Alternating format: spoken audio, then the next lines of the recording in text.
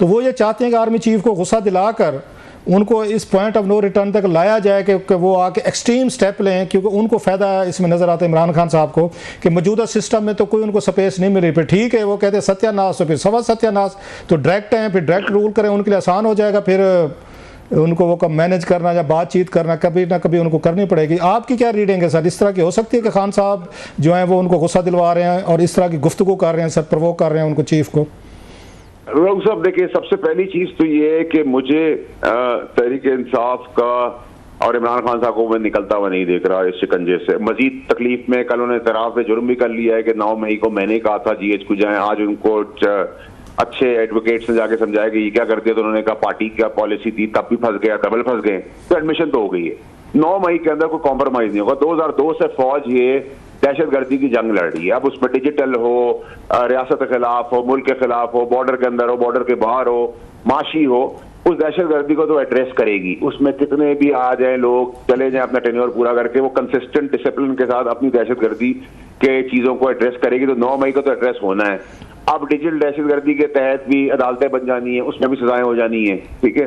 तो मामला तो अल्लाह की जात तो कुछ भी कर सकती है, ठीक है, हमारा ईमान भी है, और उसके अलावा दुनियावी और कानूनी तौर पे मुझे ऐसी कोई चीज भी जो है वो सियासत, इनकी सियासत मजीद गड़े में जाती जा रही है, ऐसी जगह पे जा रही है जहां से मुझे अब तो बिल्कुल ही धुंधला धुंधला है कि मुमकिनात का भी कोई सवाल नजर नहीं आ रहा। अच्छा, एक सर, तो वो प्रोवोक करें, जी जी, वो दोस्ती करने की कोशिश करें, वो डायलॉग करने की कोशिश करें, उनकी कोशिशें रह जाती हैं और वो कोशिशें अभी तक तो नाकाम है। अच्छा, एक और भी एक वहाँ परसेप्शन है, होप है PTI के अंदर के शायद इंटरनेशनल ये पॉलिटिक्स बदलेगी, उनको ट्रंप का ये वापस आना लग रहा है। खान साहब के ट्रंप के बड़े अच्छे तल्लुकात रहे हैं, जुल्फी बुखारी साहब के उनके दिमाग से दोस्ती थी, बाकायदा लास्ट टाइम ट्रंप ने, आपको याद होगा, अपने घर बुलाया, अपनी मिसेज से, बच्चों से, सबसे मिलवाया था। तो वो करते हैं कि जनवरी तक का मुश्किल आते हैं, ट्रंप इज़ कमिंग बैक, और वो उनके आने से फिर शायद खान साहब की वापसी का रास्ता भी खुल जाएगा। आपको लगता है कि कोई इस तरह की पॉसिबिलिटी मुमकिन है और एस्टेब्लिशमेंट जो है वो अमेरिका से उसका दबाव तो नहीं बर्दाश्त कर पाएगी सर, अगर अमेरिका से? सबसे पहली चीज तो ये कि अभी तो उनके वहां भी खुद एक मसला पड़ गया है, पाकिस्तान की तरह वहां गोली चल गई है, वो उसको प्रोव कर लें, ज्यादा बेहतर है। उनके अंदर भी कैपिटल हिल वाला मामला है, वो उसको देख लें, उनकी अपनी इकोनॉमी के मसले हैं, उनके अपने, पहले अमेरिका की बात पहले करते हैं वो, तो आप समझते हैं कि वो सारा काम छोड़ के कर देंगे। लेकिन अजम्पशन में आप कहें जमीन फट जाएगी, आसमान खुल जाएगा, बारिश हो जाएगी, सुपरमैन बन जाएगा, पर लग जाएंगे, 6 टांगे हो जाएंगी, तो वो तो हम उसके अंदर एक फिक्शन फिल्म बना सकते हैं, लेकिन इसमें कोई हकीकत तो अभी मुझे नजर नहीं आ रही।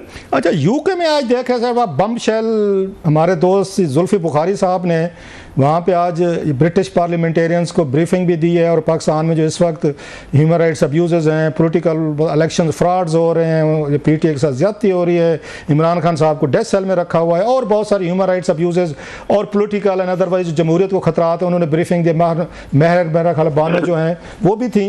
आप उसको कैसे देखते हैं सर? रऊफ साहब देखिए, एक तो PR कंपनी अपॉइंट हुई उसके लिए नंबर 1, नंबर 2 ये कि 1500 की तादाद में लॉर्ड्स और अपर हाउस के लोग होते हैं। 1500 में अगर 12 आदमी आए हैं तो मुझे इसका तजिया करने की जरूरत नहीं है। अब अगर मैं आपसे कहूँ रऊफ भाई अपने साथ 2 एंकर और ले आना, 1 एंकर आप ले आना, मैं भैया वो कह दूंगा एक आप अपनी एंकर दोस्त ले आना, तो मेरी थोड़ी इज्जत बढ़ जाएगी। तो सर उन मामलात में कमेंट करना या बात करना टाइम का ज़िया है और आपके वक्त का भी ज़िया है। नहीं सर, आपको याद होगा, आपने बड़ा लाइट लिया इसको सर, इनको आपने हौला लिया। ये आपको याद हो अमेरिका में भी ऐसे कहते थे, अल्टीमेटली कांग्रेस उन्होंने 368 ने रेजोल्यूशन पास कर ली थी। आप मेरा ख्याल है वहाँ पे ब्रिटिश पार्लियामेंट को भी इसी तरीके से देख रहे हैं। वो तो अगर लॉबिंग तो ऐसे शुरू होती है ना सर। रऊफ साहब, हम किसी के अंदरूनी मामलात में नहीं बोलते, तो हम कमजोर जरूर है थर्ड वर्ल्ड कंट्री के तहत, लेकिन खुद मुख्तार तो है ना, तो बनाना रिपब्लिक थोड़ी है। लेकिन सर जी रेजोल्यूशन पास जाएगा तो हम सब कुछ कर देंगे। लेकिन सर जी फिर यूरोपियन यूनियन में हम वहाँ पे FTF में फंस जाते हैं, फिर उधर अमेरिका में हमने IMF की डील लेनी होती है, जनरल बाजवा साहब को खुद फ़ोन करना पड़ता है पिछली दफ़ा कि आप डील आप क्लियर करें, आगे आपकी डील आने वाली। इतने खुद मुख्तार भी तो हम नहीं है सर, दुनिया तो अब ग्लोबल विलेज है। इससे कुछ नहीं होगा, आप परेशान ना हो। मैं परेशान नहीं, मैं तो एक सवाल पर, लोग परेशान है, बिल्लू से परेशान है, लोगों की बात करो ना। आप परेशान होंगे तो लोग आप तसल्ली देंगे तो मुझे उनसे आपसे ज्यादा तसल्ली उनको मिलती है। मेरी बातों से किसी को तसल्ली, मेरी बातों से आने लाइटर रोड किस पे? लोग तो बेचारे बिल देख रहे हैं, मुश्किल देख रहे हैं, एक पॉलिटिकल इंस्टेबिलिटी देख रहे हैं, तंग हैं, मुश्किलात के शिकार है। मैंने अगर उनको तसल्ली देने की कोशिश की तो उन्होंने मेरे ऊपर पड़ जाना है कि भाई साहब कि आप कौन होते हैं मैं तसल्लियाँ देने वाले, हमसे घर नहीं चल रहे। देखिए सर, ये तो नाअहली, जब तक हम इस मुल्क के निज़ाम को एक दूसरे की कमजोरियों से लेके नहीं चलेंगे कि मेरे पास तुम्हारी फाइल है तुम ये कर दो, तुम्हारी फाइल है तुम ये कुछ कर दो, तुम्हारी फाइल है तुम कुछ कर दो, ये इस तरह तो पाकिस्तानी कॉर्पोरेशन चलती रही है। अच्छा, बाद लोग कह रहे हैं कि बड़े शदीद मुश्किल दिन आने वाले हैं सर। मजीद अभी वो आज उन्होंने रऊफ हसन साहब का 2 दिन का रिमांड ले लिया, पीका एक्ट के तहत और कार्रवाइयाँ होने वाली हैं, उसमें जुडिशरी लगाई जा रही है और बड़ा कुछ स्टेप्स लिए जाएंगे, मीडिया पे भी लिए जाएंगे। ये डिसेंट हैं, पॉलिटिकल वर्कर, सबके खिलाफ अब किसी से रियायत नहीं होगी। मतलब इस तरह का सिस्टम को समझे कोई आने वाला है कोई? रऊफ साहब, जब मैं आपको कह रहा था बुलडोजर चलेगा, ये इंतशार की ज़्यादत नहीं चलेगी, आप लोग फिर हल्का लेते हैं बात को। फिर सर हमने तो आपको कभी हल्का नहीं लिया सर, हर शो में हमने तो बताया कि जो बातें आपने की हैं, लोग एग्री करें ना करें, आपकी सारी बातें 2 साल से हम तो सुन रहे हैं वो ठीक साबित हो रही है। इसलिए मैं पूछ रहा हूं सर, कब ये सर जो आपने तज़किया किया है वो बिल्कुल वैसा ही है। ये कौन सा सर मैंने क्या कहा है? क्योंकि मैंने तो बहुत सारी बातें कह दी हैं सर। जो सारी बातें की है वो बिल्कुल ठीक बातें की। ये तो अब आप जान छुड़ा के फोन बंद करने के चक्कर में है मेरा। नहीं सर, आपने बिल्कुल ठीक बात की है। डिजिटल दहशतगर्दी को भी एड्रेस होगा, 9 मई को भी एड्रेस होगा, मुश्किलात भी बढ़ेंगी, जो ये गेम खेल रहे हैं उनके ऊपर भी क्रैकडाउन होगा, जो ये इंतशार फैलाएंगे, मुल्क को नुकसान पहुंचाएंगे, अदालती निज़ाम को तोड़ेंगे, रियासत को क्वेश्चन करेंगे, उसका बम धमाके करेंगे, आग लगाएंगे, शहीदों की तमस्कर उड़ाएंगे, इन सब को एड्रेस किया जाएगा। और पीटीआई पे पाबंदी भी लगेगी। देखिए, पीटीआई की पाबंदी में जैसे ठोक बजा के सारे बजट पास हुआ था, मैंने आपको पहले कहा था, वैसे ठोक बजा के सब साथ खड़े होंगे। जहां तक बैन या ना बैन की बात है, तो इस मुल्क में जो फांसी पे चढ़ रहा होता है उसको नोटिफिकेशन मिल जाती है कि भाई आप प्राइम मिनिस्टर बन गए, और जो प्राइम मिनिस्टर होता है उसको फांसी पे चढ़ा देते हैं। तो ये 75 साल से तो हम गेम देख रहे हैं, तो उसके तहत तो कुछ नहीं, लेकिन जोर तो लगेगा।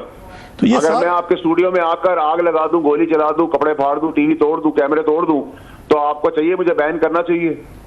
लेकिन अगर आप पॉपुलर हैं, आपके ट्रोल हैं, आपसे लोग डरते हैं और फैसले अपनी मर्जी से करा लें, तो एक अलग बात है सर। तो ये पीटीआई की सोशल मीडिया टीम पे जो क्रैक डाउन हुआ है, लोगों को नाम दिया गया है, ये आपका क्या ख्याल है? कोई पीटीआई का, क्योंकि ये खबरें भी आ रही थी शायद पीटीआई के अंदर से कुछ लोगों ने ये लीक किए हैं चीज़ें और उसके बाद लोगों को उठाया गया है, पर्चे मुकदमे हुए हैं सर। सर मेरी बात सुने रऊफ साहब, मैंने आपके प्रोग्राम पे दीगर पे भी 2-2.25 साल पहले कहा था कि इमरान खान साहब की हिदायत 9 मई के हिसाब से उनके सारे साथियों ने जाके व्हाट्सएप रिकॉर्डिंग, वॉइस नोट सब दे दिए, नंबर 1, और वो एडमिट करेंगे, उन्होंने एडमिट कर लिया कल। नंबर 2 ये कि बैन के अंदर भी पीटीआई के अपने लोग मुलव्वस हैं कि जी बैन कराएं। नंबर 3 जो सारी लीकेजेस हैं वो पीटीआई कर रही है, जो सियासत कर रहे हैं मुंह के ऊपर, चाहे वो सीएम हो, अपोजिशन लीडर हो या बाकी भी हो, वो सारे जो हैं ऊपर नीचे आगे पीछे मिले हुए हैं, गवर्नमेंट के साथ बेनिफिट ले रहे हैं, सब ड्रामा हो रहा है। बता के थक गया। और पीटीआई जब खुद मान लेगी देर में, जब हमको समझ में आएगी, वो चाहते हैं खान साहब को सजा हो जाए, खान साहब अंदर रहें, उसकी पॉपुलैरिटी के फ्रूट खाते रहें। ये सब ड्रामा है सर, सबको ये बात जो आपको समझ आ रही है, बहुत सारे लोग, आप भी शायद आपको एंडोर्स करेंगे, ये बात खान साहब को समझ नहीं आ रही। उनको मतलब 28-30 साल पॉलिटिक्स में होने वाले हैं, वो मतलब वो 3.5 साल वज़ीर आज़म रहे हैं, पूरी दुनिया फिरे हुए हैं, वो भी तो थोड़ा समझते होंगे तमाम चीज़ों को। ये बातें उन्हें नहीं समझ आ रही जो बातें आप कह रहे हैं।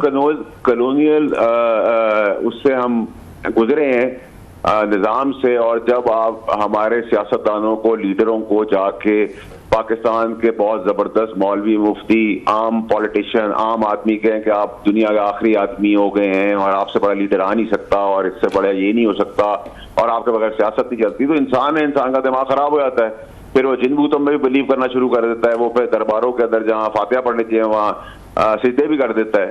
तो ये इंसान को जब अल्लाह ताला नवाजता है तो उसको अकल देता है, जब नहीं नवाजता तो उसकी वही अकल ले लेता है। बहुत शुक्रिया sir ji, thank you very much, आपने हमें टाइम दिया सर, थैंक यू।